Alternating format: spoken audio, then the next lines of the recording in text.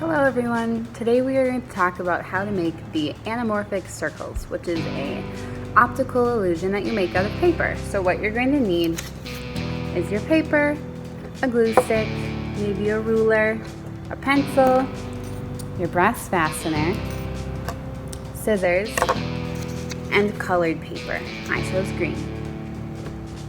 So here's what you're going to do.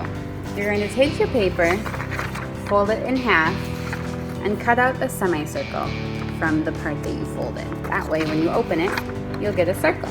I already cut mine out so you can see the circles. You do this with 3 different pieces of paper so that you get 3 different sizes of circles.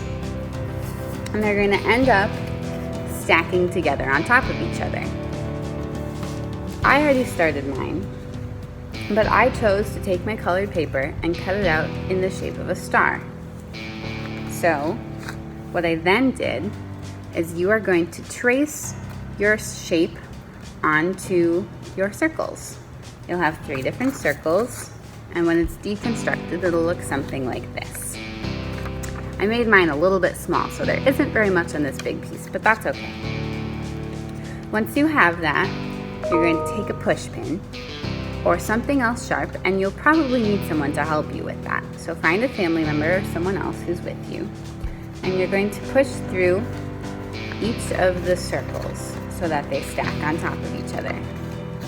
After that, you're going to take your shape and you're going to glue it onto the circles so that it'll match up.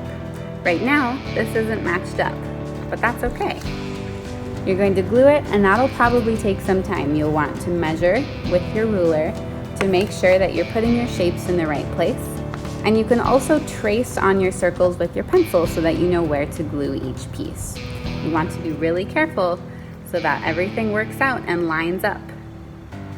Then, once you have everything on your circles, you're going to take your brass fastener, push it through, and open it up so that it stays closed.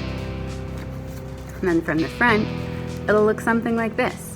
Now this is what my star looks like when it isn't matched up. But if you push it enough, and you rotate the circle,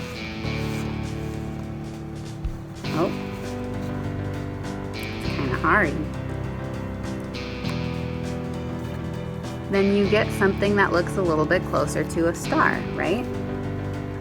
And it might need a little bit of work, and you can make a few, or you could do this with pencils.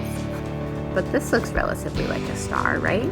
A kind of funky star, but that's the general idea.